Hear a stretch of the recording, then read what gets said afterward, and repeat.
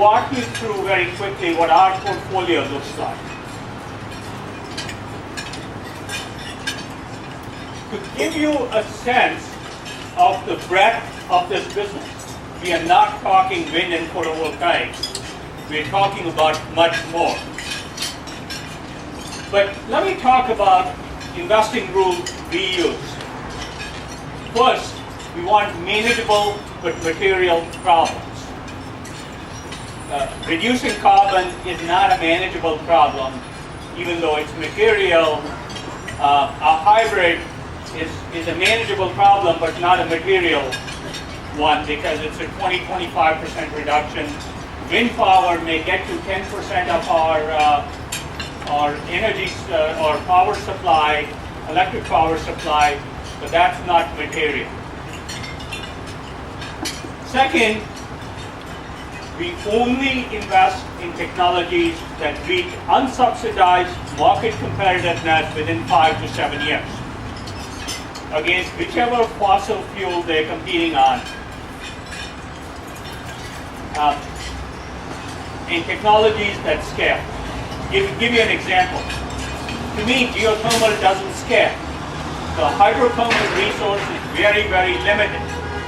So it's not something that scales.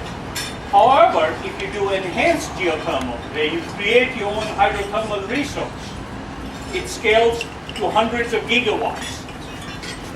And of course, it has to be cheaper to scale. So both those matter.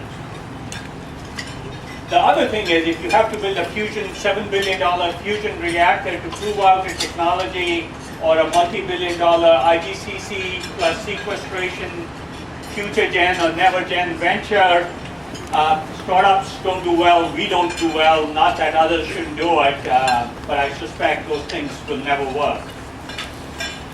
And declining cost with scale is absolutely key to reach some of the other objectives. And everything you'll hear about here meets that criteria. So we divide our investments in 4 areas. Call them the war on oil, the war on coal, efficiency, and materials. Again, in the war on oil, and the goal here is very simple, to be below $1.25 a gallon of ethanol equivalent, because there's lots of fuels we're investing in, within 5 years, and below $1 within 10. And I believe that will happen easily.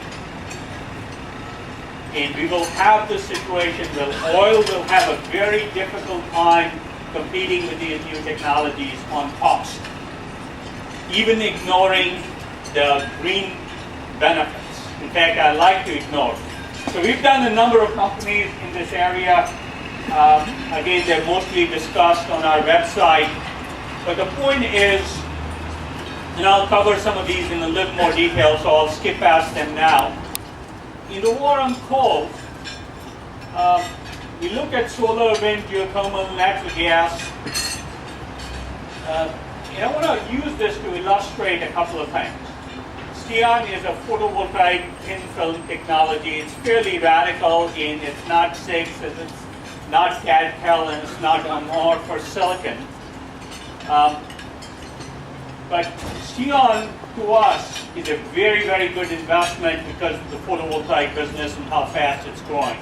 But if people ask me if it's a climate change solution, I say no, because photovoltaics in its current form can't be more than 10 or 15% of our power supply, because you can't enter into a utility contract for 20 years and tell the utility we'll ship you power when the wind's blowing or the sun's shining. You've got to give them something more than that. So photovoltaics can easily grow 10,000%, and then there'll be 4% of worldwide electricity generation, which is completely irrelevant to climate change. So scale matters. You'll hear about OSRA a little later, and I understand the CEO is speaking later today. That's a technology that I do believe can scale. Alterock is enhanced geothermal, and Great Point Energy decided that coal is going to be around for a while, but burning it is a bad idea. So we started looking at what are good uses for coal and not so good uses for coal. Pulverized coal plants are a bad use. That company converts coal to natural gas and then eventually biomass to natural gas, and reduces carbon emissions of coal-based power generation fairly dramatically. Even without it's about a 10 to 20% reduction without sequestration, and more than a 50% reduction with sequestration. In efficiency, we are doing a lot. The major areas are lighting, batteries. Batteries is again interesting because I don't believe they're going to be material to climate change solutions in the near term or next 2 decades, but they are very good investment areas.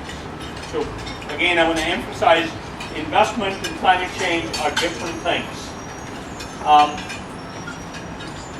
Transonic is a new engine. Living homes, for those of you who think you're building a home, check out Living Homes, start in the US. Prefab LEED platinum homes with very high-end design, very unique modular concept. You can take a neighborhood in San Francisco and put a home up in 6 or 8 weeks. That feels higher end than any home in the neighborhood. Finally, on materials, water is a very, very important area for us. QS and NaNoH2 are both trying to do water. NaNoH2O is a better reverse osmosis membrane meant to go into existing plants. QS is a completely new effort that doesn't use a membrane, which sounds surprising. Graphs and Sagetis are bioplastics and biochemicals. We don't need petroleum for that. Soladyne is electrochromic glass, and Calera is what is really exciting because it's brand new chemistry around cement. Green cement is absolutely key for climate change.